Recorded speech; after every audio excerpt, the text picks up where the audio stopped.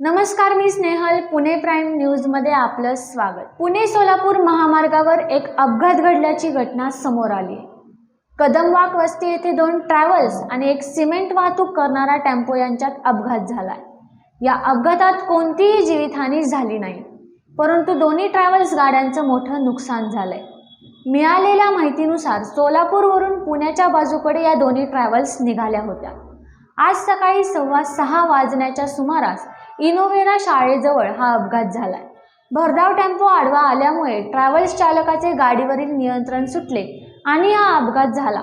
या घटनेची माहिती मिळताच लोणी काळभोर पोलीस घटनास्थळी दाखल झाले असून पुढील कार्यवाही सुरू आहे.